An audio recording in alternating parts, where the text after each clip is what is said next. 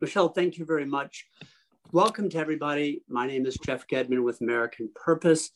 It's my pleasure to welcome all of you. Thanks in advance for your valuable time. Welcome Frank Fukuyama, chair of our editorial board, co-founder of American Purpose, and a number of others. I'm sorry I can't mention everybody by name, but good to see you, and more will be joining in the next 2 or 3 minutes. Our guest of honor is Mark Lilla, who is known to all of you, but deserves an introduction. He is a political scientist. He is a historian of ideas. He's a professor of humanities at Columbia. He is an essayist for the New York Review of Books, and you read him in other important places too. And to the point today, he is part of a project and has written an introduction to a new book, an English language edition published this summer, which features reflections of a non-political man by Thomas Mann. That's what we're going to talk about. It's interesting for more reasons than one. But first of all, Mark Lilla, thank you for making time and welcome to you. Good to be here. So I'm going to jump in. I have a handful of questions that'll get us going for the first 20 minutes, give or take, but we will definitely open it up to the gallery for Q&A. So before we dig into the content, Mark, of the book, you've written a fine introduction. You've also done some translating in this volume, more about that in the second two pieces in some moments. But first things first, if I may, why this and why now? Any particular reasons on the timing? Well, it's interesting you asked that question because it shows how difficult it is to time things. In fact, I've been after the New York Review Books editor, the extraordinary Edwin Frank, to do this for 10 years. So it was not time to come out now, though it turns out to be timely. And the original impulse was to give a psychological portrait of a reactionary mind. Now, I published a book a few years ago called The Shipwrecked Mind, and excuse me, and it has a series of portraits of various reactionaries, but even more importantly for me, as an introduction and conclusion about the very concept of reaction. We have a concept of what revolutionary is, and then and also what revolutionaries themselves are like. They're ever since the French Revolution, but certainly in the last century after the Russian Revolution, there was a lot of writing about the nature of the revolutionary mind, its problems. Leszek Kołakowski, Miłosz, lots of people you could think, Isaiah Berlin, Jakob Talmon. A lot of people try to do a psychoanalysis of the revolutionary mind. It occurred to me at a certain point that even though a lot has been written about revolution and revolutionaries, there's almost nothing written about reactionaries. I mean, almost nothing written about the concept. I went to the card catalog online, and everyone does, and there was very little to be found there. And that struck me as extraordinary. And it also struck me that it would be important to try to understand both the concept and the psychology, given the kind of people that I've been writing about over the years, intellectuals who stray into politics. And so many years, maybe 15 years ago, I read Reflections and found it one of the most extraordinarily self-revealing, psychologically self-revealing political books I'd ever read.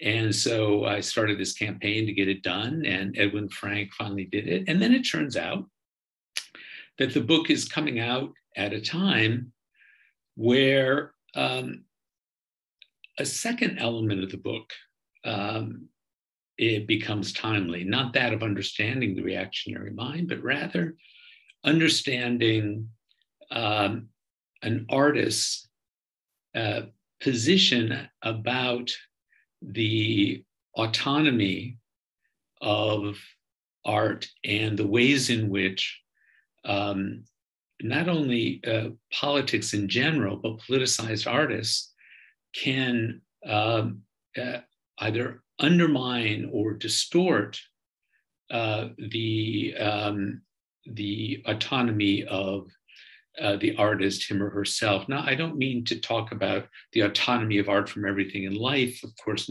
nothing is autonomous in the absolute sense. But what I mean is Thomas Mann in the book defends the singularity of the particular artist's vision of his or her mission, his or her imagination, and his or her creation. And so it was the second dimension of the book that I rediscovered when it was about to be published, and that's what I decided to write about in the introduction. So thank you for that. That's very helpful. Let's dig in a little bit to the work reflections and the man and the time. And Mark, you note in the introduction that this is probably Thomas Mann's least read and least loved work. So he starts at the beginning of World War I. He gets it to market at the end of World War I, which is an odd timing in and of itself. And as you note, he went with a group of intellectuals and poets and writers of fiction, but he also broke with his own brother, Heinrich Mann, a novelist. Can you talk to us a little bit about where he was, frame of mind, intellectually, and the nature of the break with his brother Heinrich? Yeah, well, it's very difficult to untangle the two questions, the question of the war and the question of the brother. You know, in the long list of Cain and Abel stories, the Thomas Mann, Heinrich Mann story belongs near the bottom of that list. So I guess I'll start talking about their relations. Heinrich was the older brother. After their father died and decided to dissolve the family business in Lübeck, they were left free to do what they wanted. Thomas was still at home in school when that happened, but Heinrich set off into the world and became a writer, hanging around in avant-garde and left-wing circles, was very gifted at kind of satire of Wilhelmine society and the Wilhelmine bourgeois class. And Thomas was a younger brother who was temperamentally more conservative, more private. To what extent this is a reflection of or a result of his homosexual desires and tendencies that he had to keep very private at the time. But a gap in sensibility was there between the two of them, and of course, competition. And just after the turn of the 20th century, they head off to Italy for a year together. I think it ends up being shorter. And it's one of those moments where two strong personalities and artists both come to define themselves more clearly to themselves, but in relation to this other. And so they end up just being, you know, handcuffed to each other psychologically and in terms of developing their own work. So the war comes along and Heinrich reacts the way one would expect him to react. He got engaged, and you have to remember that in 1914, it was a very rare German intellectual who was opposed to the war, and he was very public about that. Thomas had never written or spoken about politics up until then, and suddenly he gives a lecture or two. He gives a couple of lectures, and laying out this pro-German position that was a defense of, on the one hand, the German nation and its aims, at the second, German Kultur against French civilization, as he understood it. We can talk about what those terms meant for him. But also, it was an attack on what he saw as a particular political / literary human type, who was his brother, whom his brother represented. He called him a kind of scribbler who dabbles in politics. And so he writes these, he gives these talks, they turn into essays, and a breach opens up between the two of them. They try to hold it together, but within a year and a half, they have one big argument. Heinrich walks out, and they end up not speaking until 1922. And you have to realize they're living in Munich, which was an even smaller city than it is now, in a class that was very small. And so they had worked very hard not to see each other. And sometimes they'd pass at the opera and just walk on as if they hadn't seen each other, show up at funerals. One of them would leave early so he didn't have to talk to the other. So the biographical details are really quite fascinating. And so from that moment on, the question of the brother, of what it is to be an artist, and Germany got all balled up in his mind, and he decides that he's got to write something longer.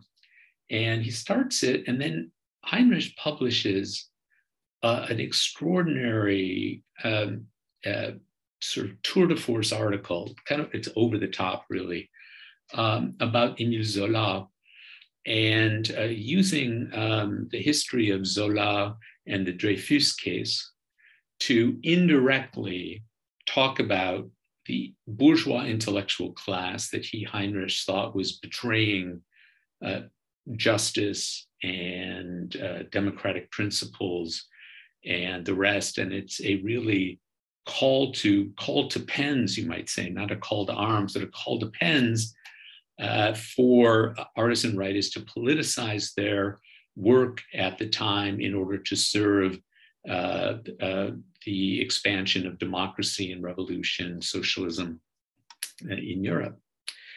And there are some zingers in there that are clearly directed against Thomas. And so Thomas takes this very, very personally and sits down, as you said, to write this book. By 1915, he's at work on it. It comes out a couple of weeks before the armistice is signed in 1918 as a real curiosity. And at that point, he's already beyond the book.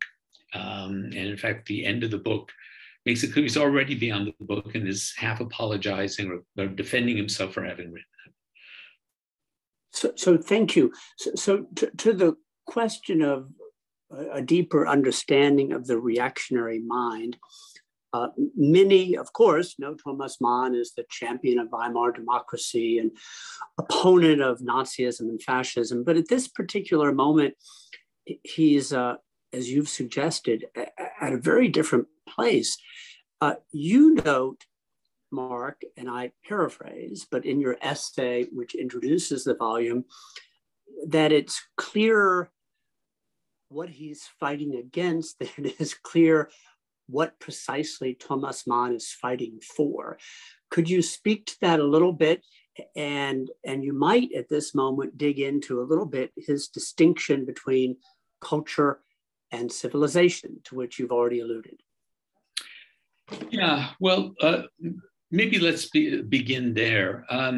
This distinction became, as a trope, became popular at the end of the 19th century, beginning of the 20th. It does not go much deeper in German public debate, though the claim is that this is a very old German thing. That is, that culture is, on the one hand, the sum total and relations among social customs and the language, a kind of Herder, as in J.H. Herder, account of culture as an organic whole and so on. But his picture of that Germanic culture leaves a place for the artist to cultivate, for Thomas Mann himself, so that the artist ends up being the almost the purest excretion, if you like, of this culture, and the highest. And so the German writer, or the poet, the Dichter, as they say, there's this figure who's not only a writer in the ordinary sense, but is a kind of poetic prophet type. That's the kind of picture Mann has in his head. And so the idea is that in this society, most of life is conducted according to custom and tied to language and all the rest. And then you have politics, which is really about the management of things. And Mann's notion is there are people for that. And so that can be deputized and sent off to other people. And then you have the society with, at the top, these thinkers, and at the bottom, these the German Hans Sachs sort of type, salt of the earth Germans. And then you have a burgherly class, a middle class that is religious and stolid, and both a little suspicious of the artist and also suspicious of politics. So that's an organic whole. The challenge to that is the French Enlightenment idea of civilization, as Thomas Mann understands it. And that includes not only the Enlightenment, but also the notion that les lumières, the lights of the learned, can, the rays of that light can descend down into society and actually elevate and refine every level of society through the science and the arts. And Rousseau's great response to that in his first discourse gives us a sense, by casting a shadow, of the assumptions of this French civilizational ideal, that it not only it created a more just society, but a more elevated one intellectually and spiritually. It was and the culture was universalistic, not particularistic. It was rational, and so Thomas sets up a kind of puppet play of these two forces that are fighting it out, and says that what the war at the deepest level is about is that France wants to dominate Europe through this civilizational idea, and that the real target is not Germany and the German army and the state's claim to various territories. It's really about crushing this culture that has resisted all of these tendencies.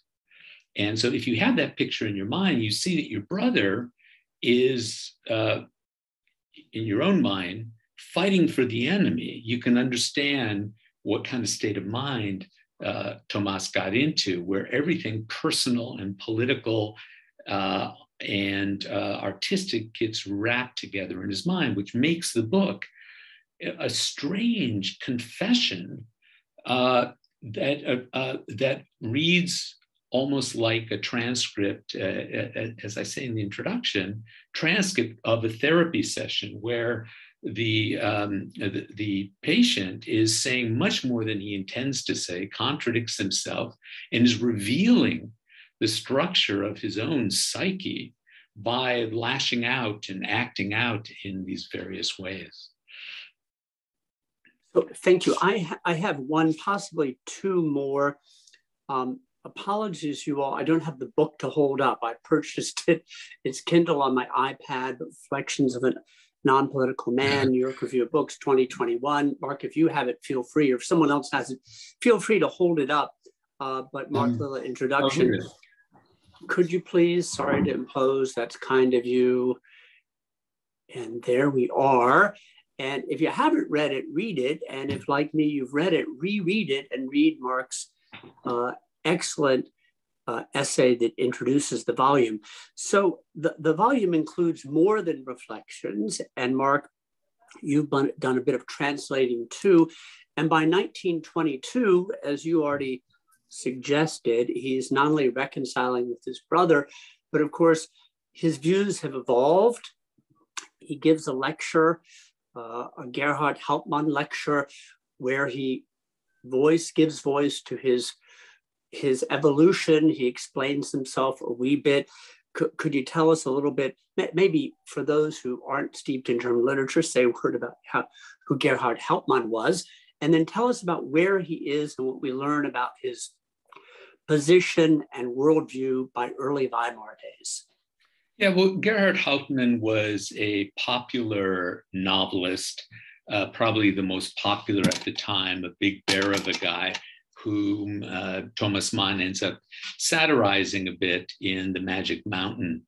Near the end, this character comes out that turns out to be a kind of caricature of Heltman, and Thomas Mann's views about him were very mixed. He didn't really respect his art, but he kind of was taken by this man who was sort of just a force of nature, and it just sort of German culture just sort of surged through him. And but he uses the occasion not really to praise Heltman, though there's a little bit of that at the beginning.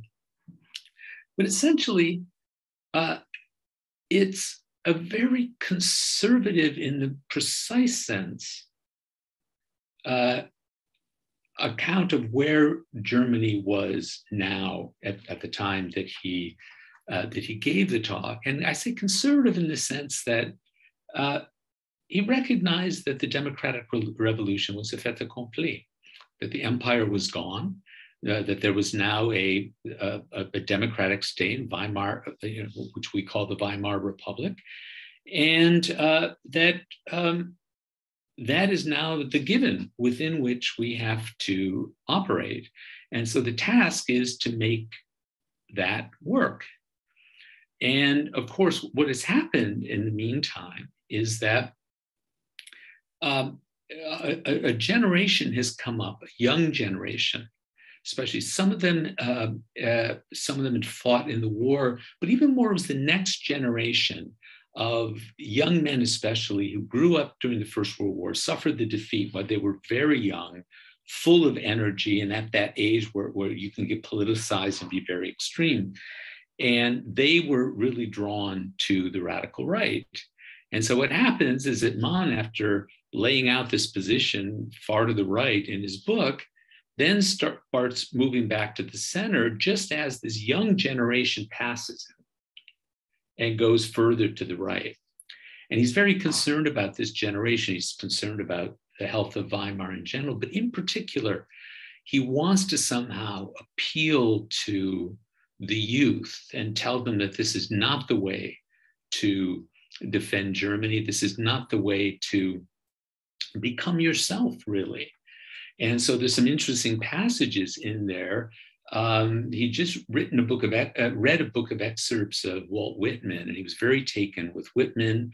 Also, the gay strand in Whitman, and he holds Whitman out as a kind of an example of what the Germans call a Männebund, that is, a kind of bond, a group that's bound together with kind of manliness. And there were a lot of that was a very present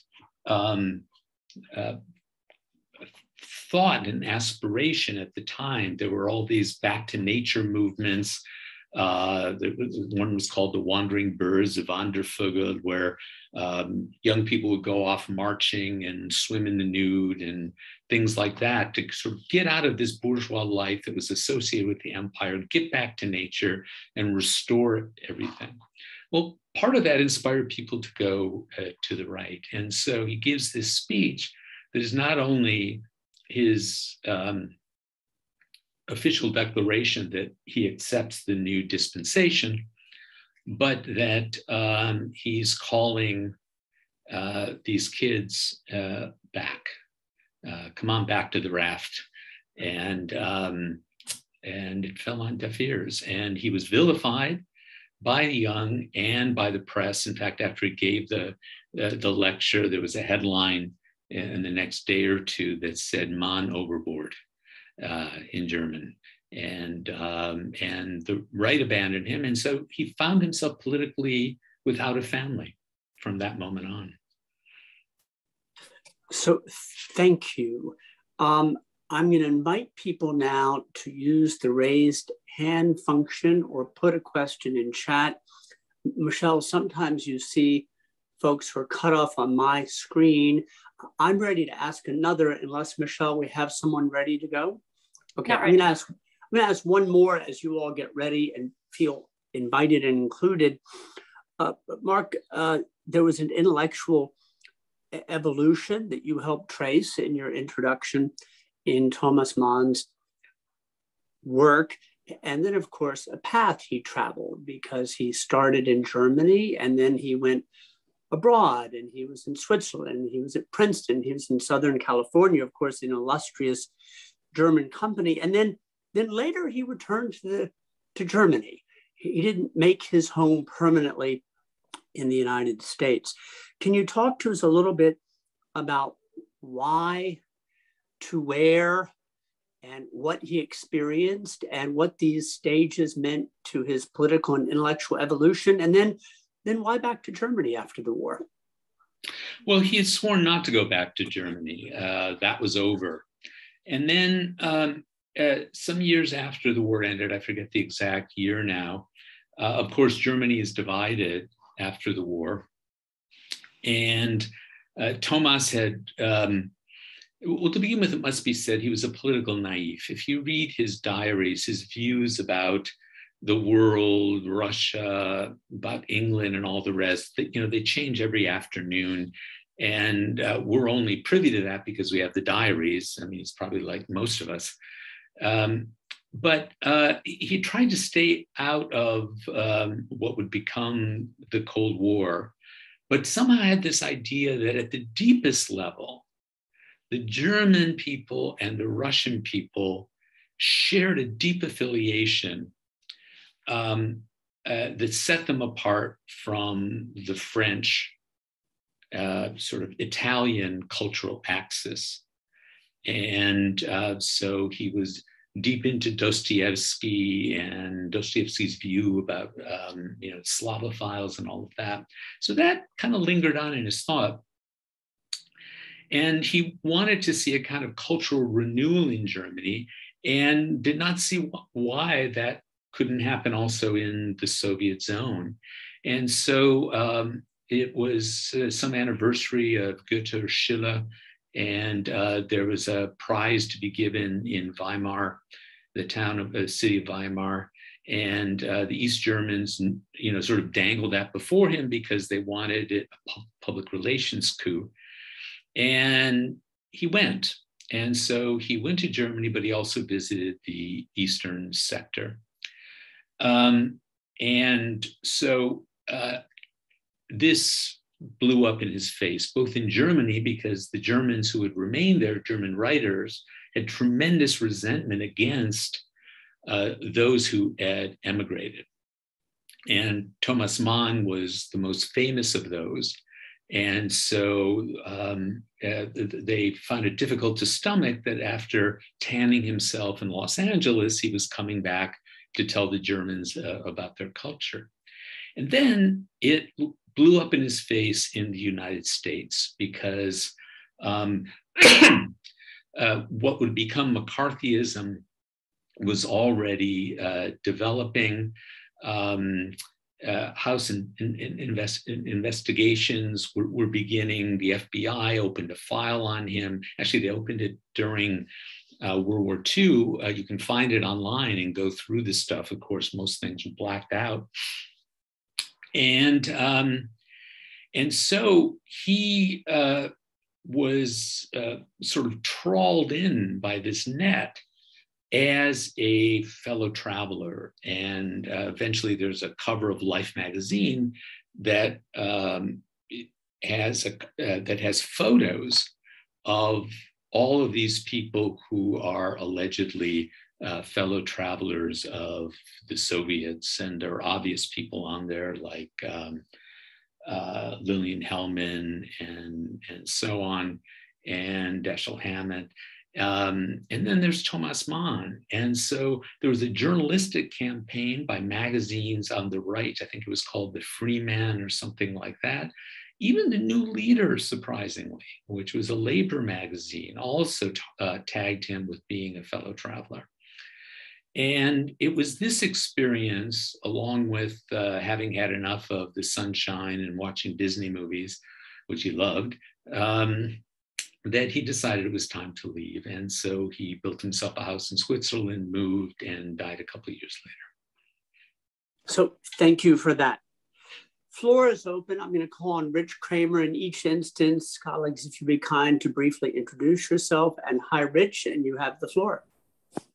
Hello, thank you very much for pulling this together, Jeff, and folks at American Purpose. Mark, thank you very much for your contributions. I read your review, and I went out and I bought the book, and I read your introduction, and I'm about 100 pages in. To the book, not my introduction. Yeah, well, your introduction and yes, it is not a 100-page introduction. I have for a long time questioned and tried to get to the root of what I see as the affection, if not affinity, amongst many, many German elites towards Russia and how they envision Russia. In fact, I'm even recalling an American Interest essay that was published back in 2019 when Jeff was editor, by Richard Henziger, that focuses on the Russian lobby and makes reference to the Unpolitical Man. And I appreciate that the civilization versus culture argument, as you explained it, kind of came out of fashion or wasn't as addressed as much in intellectual circles. But I'm struck reading this book so far, the appreciation for Dostoevsky, this view about this German and Russian understanding. And I'm wondering to the extent to which Thomas Mann's work can provide us clues to maybe understand 110 years later why it is that there remains this strong strain of Russophilia amongst German elites. Thank you. Yeah, well, I don't know how to answer, saying I don't have anything to say about what happens after Mann, because for him, the affiliation was cultural, and it wasn't political. But I don't know if you've read The Magic Mountain, but in The Magic Mountain, of course, the great love of Hans Castorp, who is the main character, is this very mysterious Russian woman with cat-like eyes, Claudia Shosha. Shosha, a kind of a fun name he had. It means hot cat in French. So part of his romance with her is the sense that there's a deep affinity between two spiritual people. We are both very deep, right? As opposed to the superficial Renaissance, the superficial Enlightenment. I'm reminded of Dostoevsky in his diaries when he goes, when he's fled Russia because of his debts, he goes to Florence, and he's somewhere on the plaza in front of the Duomo, and he can't stand the colors of it. He can't stand the sunlight, and so he has these heavy drapes that he closes so he can be in the dark like a good German, and he's absolutely miserable. And so he sees in the kind of picture he has of Russia are of two deeply spiritual feeling peoples. And that doesn't mean it necessarily had to take so with Dostoevsky, that took a kind of, right-wing cast because of his, well, it depends how you understand Slavophilism, but certainly it was very ethnocentric for Dostoevsky. But with Turgenev was the liberal's liberal, and the sort of drama of the liberal mind is often what's being played out. But nonetheless, he loved Turgenev, because for Turgenev, what was at stake for all these characters in politics were these deep spiritual things, and political action and political ideas were just this superficial thing that sort of were, pasted onto or laminated onto a certain spiritual, intellectual type, and felt that Turgenev, as well as Dostoevsky and also Tolstoy, got through that to this deeper level. So there was a kind of contempt for French spirituality, French style and superficiality. When it comes to the politics, I don't know. I mean, I have encountered Russophilia over the years in France among French business leaders and certain people in the political journalistic class, but that's mainly a kind of anti-Americanism. It's not any sense of a cultural bond. But yeah, there's something deep and special there. So to Rich's comment about the piece in the American Interest, now closed, but archived still open. The piece, Matilda and others, I'm seeing you in chat, was by Richard Herzinger, Herzinger. Herzinger, relate something, 90 seconds less. I don't want to take time from our guest of honor, but apropos this, Mark and Rich, Herzinger wrote for years for Die Welt. Die Welt is part of the Springer Publishing Company. And so here goes, I'll be succinct. When I was head of the Aspen Institute in Berlin, so I'm sharing something from a dozen years ago, on my board was a former editor-in-chief of Die Welt named Ernst Kramer, Kramer, Holocaust survivor, went to the States, went back to Germany, became a dear friend of Axel Springer for decades. The two men were inseparable. And Ernst Kramer, a dozen years ago, he was still alive, Springer was already dead, told me the following story. He said that Springer hired him back in the 50s, and the interview was miserable because it went well on all fronts until they got to America. And Springer said to Ernst Kramer, "You've got the Americans all wrong. They're our ally in the fight against communism. We're divided, we need them. But this place and these people are superficial as the day is long, and do not trust them or rely on them. Soviet communism is our enemy, but when communism falls, we'll have so much again in common with the Russians." And he went on about music and literature and the deeper things in cultural life. By the way, the PS to this story is Kramer told me, and by the way, a dozen years ago, Kramer was still alive and he was 92, and he was on my board and he still had an office at Die Welt. Kramer told me that he got a call the next day to come back and see Springer, and he walked into the office. He thought it was a disaster, and Springer said, "Kramer, you're hired." And Kramer said, "But Herr Springer, we talked for 2 hours and disagreed profoundly on a core issue, West Germany's relationship with the United States." And Springer said to him, "Exactly, but I need people like you who disagree with me and aren't afraid to say so." So interesting in different ways. There you are, but speaks to this question of this, is it romanticization or idealization or just a cultural view, but including on the right. Thank you for permitting me that. You've left out the third possibility, is that they're both absolutely right about us. Well, we're coming to contemporary moments, Mark. I've spent 12 of 13 of my last 20 years in Europe explaining to Europeans that we're not unsophisticated and we're not just about hedonism, materialism, and Disney. And now here we are. But anyway, more about that in some moments, because I am going to bring us to today's politics. But meanwhile, we have a number of people waiting and may I call on Eduardo, and in any case, if I'm seeing you in chat and you want to keep it in chat, that's fine. But colleague Eduardo, would you like the microphone? Yes, hello, and thank you very much. Thank you, Professor Lilla, for your presentation. Good to see you again, Eduardo. It's great to see you. And I just have a question regarding Mann's relationship with democracy, because I remember reading somewhere that he was writing to a friend that his attitude towards democracy wasn't really genuine, and that it was more a form of reaction against German irrationalism. So I was wondering, how did that evolve in writing reflections, and especially during the war and after the war?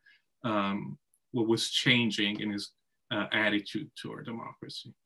Yeah, well, he was not, though he gave all sorts of talks across the United States during the war for the war effort, praising democracy to the skies. He was writing something different in his diaries. See if I can remember this one passage in the diaries. Well, I won't have it right, but he says something. Do I really believe in democracy? I don't know. In any case, it's good to pay the piper, something like that. And he was not he was not an enthusiast for democracy. He saw democracy's virtues, especially compared to other sorts of regimes. He thought its virtues were totally political, that democracy does nothing to elevate a culture at all. However, it can provide a safe haven for the writer. And so in a politics sense, he was for democracy, but also at the level of just the way democracy functions, he was impressed by the way in which it wasn't subject to the same kind of passions and instability that other regimes were. And he also came to criticize himself and the idea of this this man of culture that would be so high above politics, he would have contempt for it. And he now says that tradition is what got us into trouble, that haughty tradition. And so democracy also teaches the artist to come down off his own inner pedestal and look at life a little more closely, and both in a sense defend, not participate in democratic politics and the passions of the time, but rather to be a supporter of democracy as a regime, and simply go about your business as an artist. So thank you, Mark. Thank you, Eduardo. Sonia Michelle, great to have you with us. And you put something in chat. Is that something you'd like to give voice to if we hand you the microphone at this time? Yeah, sure. Thank you. Yeah, Mark, I just wonder, I've been reading Combe-Toibin's The Magician. I wonder if you've had a chance to read it. I have, yeah. And if so, what do you think about the way he represents Mann's psychology during the period when he was writing reflections of a non-political man? And also, I'd be very interested to hear any other thoughts you have about the book. Yeah, well, I'm not the best audience for the book. I think Cullum is a great, he's one of our best writers today, certainly.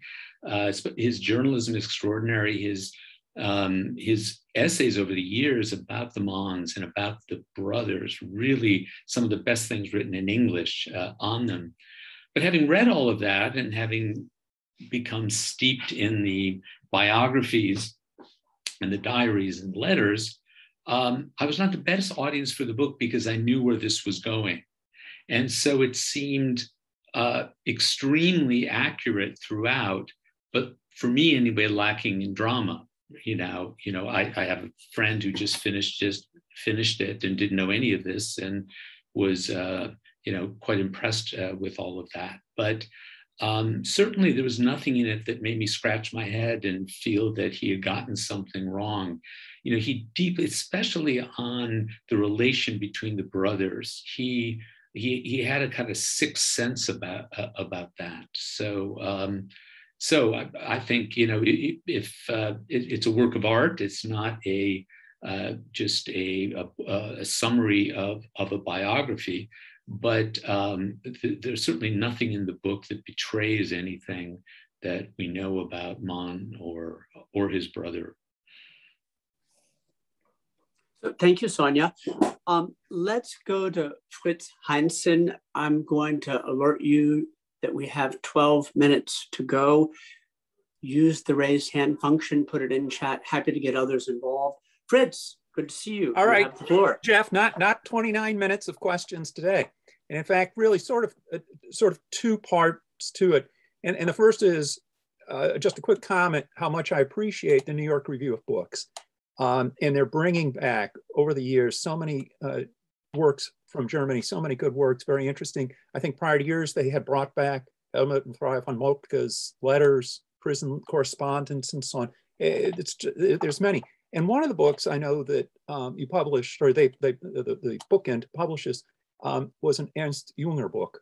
And when I thought about that, it really struck me as sort of curious, is that Mann is operating sort of in this enthusiastic mode for war, and you get that from Jünger.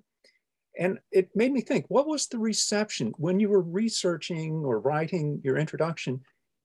Was there, I would have to think that the veterans might have really been upset with Mann in some ways. This glorification, the book comes out near the collapse.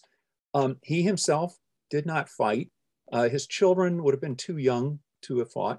And here he is, all this strident talk, whereas at least Ernst Jünger was in battle. And obviously his key first important book is about that. But it's also interesting too, that Jünger has this evolution. He runs afoul of the Nazis. They put him in intel and so on. And he actually is on part of the conspiracy to kill Hitler. And then later in life writes all kinds of fascinating books, entomology and so on. So I'm sort of curious what kind of reactions you probably might have, or you would have seen at the time that Mann's book shows up as Germany is in collapse. And then the second real quick thing is Golo Mann is very fascinating. As a historian, I've read his work and he's really intriguing. I've often wondered, is he not struggling with many of the same issues? Is he in a sense like his father of the left, where he ends up in battles against the left and the right, trying to find sort of a middle course for Germany against the extremes? So interested in your thoughts, please. Well, I don't know the figure you just mentioned at the end, so I can't say anything to that. But about the Mann-Jünger relationship and the way they were received, you have to remember, and I'm sure you know, that when the war was over, the main regret in Germany was that they had lost it. It was not that the war was an unjust war or a bad idea. I mean, obviously on the left, which grew in importance and numbers after the war, there was that position. But certainly those who'd been demilitarized, those were the kind of people that Hitler was able to just snatch right up in the 1920s and into the 30s. So there was not resentment against Mann. In fact, at the end of the reflections as he's writing it in 1917-18, he actually quotes from a number of letters that he got from soldiers and the way they felt about being there, and he uses this to support his position. However, after he saw that Weimar was a fait accompli, and also saw that his early reaction to Spengler was a huge mistake. At first, he wrote a positive review of Spengler's Decline of the West, and then came to see him as just part of the problem. And so Mann didn't hang on as Junger did with this idea that, Junger's attitude towards the war and to modernity and technology, it's all very complicated, but certainly Junger had this fantasy that this new generation of hardened types, and sort of coming out of the Stefan Georges circle and things like that, that these new hard people who had been steeled by the war would be a kind of leading class, but he was always so far above everyone in his own mind that he never actually returned his feet to earth. So he's kind of escaped from the top. I don't know what the reaction of former soldiers would have been to the new Thomas Mann, that is after his conversion to the Weimar Republic. But interestingly, to my knowledge, Junger and Mann never wrote about each other and never mentioned each other in interviews. So there was this kind of sense that they respected each other as writers. But I can't help but think that Thomas Mann thought of Junger as exactly the kind of figure that he would have praised in Reflections, and later in life, this sort of this cultural ideal saw that Junger as exactly the kind of problem that helped Germany collapse. So we have 6.5 minutes left. It's cruel, the clock, but I would be very neglectful if I didn't bring into the conversation Mike Allen and Jeff Herf. Gentlemen, Mike Allen first, if you could endeavor to be brief, and then of course, Mark, we're going to give you final opportunity, but let's do what we can do. And Mike Allen, you first, please. Thank you, Jeff. Thank you, Mark, for your comments. I take your point, your characterization of Thomas Mann in the post-war period as essentially a neutralist, or as was perceived in the United States, even a fellow traveler. On the other hand, I think that has to be qualified by the fact that he did make several contributions to Der Monat, which was the principal Cold War anti-communist journal in Germany at the time, including a discussion in which, if I recall rightly, it was suggested that the exchanges, the polemics between Napta and Settembrini in the Magic Mountain, in some respects, prefigured the post-war debates between the neutralists or fellow travelers and the more energetic anti-communist intellectuals. And with respect to the new leader, I should also point out that Melvin Lasky, the editor of Der Monat, actually wrote an essay for the new leader welcoming Thomas Mann's return to Germany as a cultural phenomenon, was the phrase he used. So there was more nuance there, I think, than we might normally allow. So yeah. Before we, let me interrupt just for 1 second. Quickly, Mike Allen, you and David Lowe are working on a book. What's the subject of the book? It's a biography of Melvin Lasky. Okay, and you have a particular connection to Mel Lasky? He was my father-in-law, my wife's stepfather. Thank you very much. And then let me go to Jeff Herf, and then Mark, you have the floor and you'll take us wherever you wish. But Jeff Herf, can we get you in at this time? Sure. Good to see you, Mark. Hey, Jeff. This reminds me of my first book, Reactionary Modernism, which does have the word reactionary in the title, and also describes Junger's contribution to the radical right in the 1920s.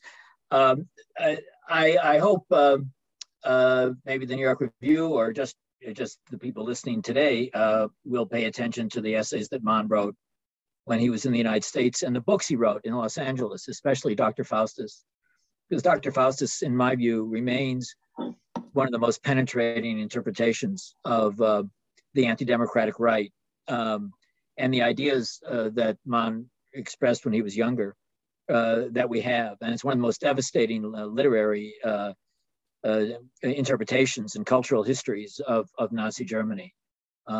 Just as an aside, Mann also emerged as a vehement Zionist, and in 1947-48 was very supportive of American leftists and liberals, as well as the Soviet bloc, when they were supporting the establishment of the State of Israel. So he was in those years, at any rate, he was very political and not at all haughty about political issues. So enough said. Yeah, let me start with Jeff. And if any of you are interested in these questions, especially the interwar period and how this reactionary atmosphere developed, Jeff's book remains the Bible. I would say that even if you weren't sitting here in front of me on my screen, it really captured the title itself is worth the price of the book. But Jeff really laid out the paradox of this, that you could say that on the one hand, reaction could be modern. On the other hand, modernity could be understood, could be hijacked by other sorts of forces. And so I always have students begin there. Certainly Mann after the war remained he commented on politics and so on. It's hard to come up with a consistent line. And I share your view about Dr. Faustus as an analysis of certain kind of mind or minds, and the inner process by which people got to the point where the Nazis took over, just to speak quickly. In my view, that's what makes it an inferior novel. As a novel, it just can't hold a candle to The Magic Mountain because he's free there. There is a political intent there in Faustus that I think kind of mars the book. There isn't the freedom to wander into the minds of the characters, and there's way damn too much about music. I just wish he'd never spoken to Adorno, and had just written what he wanted to write. But that's something else. On the first question, Michael, to begin with, I'm delighted to learn that you're doing a biography of Mel Lasky. He's one of the key people. He's one of the first people in the Congress of Cultural Freedom group that deserves a biography, because he was an American who also had a huge presence both in Britain and in Germany. I only met him once, 2 delightful meetings. And one was in England, the other was in Germany, and it was like meeting slightly 2 different people. And that was interesting as well. Just to be clear, from what you said, I just want to be clear that I myself was not saying that he was a fellow traveler at all, but rather that he got swept up in this net. And he took it very hard. He took it very hard, and also took it hard because his daughter and son were targeted and couldn't find work, in part because of this. So anyway, you bring me very good news.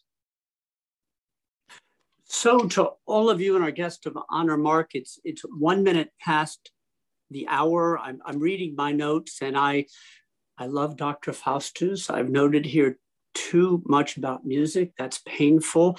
Buddenbrook's read if you haven't. And Mark, in your introduction, I think you say about Magic Mountain what many say about London or New York. If you're tired of Magic Mountain, you're tired of life. Let's have you back to talk about these other novels that involve Jeff Herf and others. As a matter of fact, I'd like to propose that when you're here this winter, this spring, please, you all in person, over a meal, we'll have masks, vaccination, a glass of something, because clearly, what a wonderful group, but clearly this conversation could and should go on. Meanwhile, thanks everybody for valuable time. Thanks, Mark, Lilla. Congratulations on being involved in this new publication, your introduction, Reflections of the Nonpolitical Man, available 21 New York Review of Books. What a great conversation. Mark, thanks for leading us through this. This was enormously helpful. That was fun. Thanks so much. And thanks to everyone for showing up. Thank you all. Have a great afternoon, great evening. Cheers. Thank you.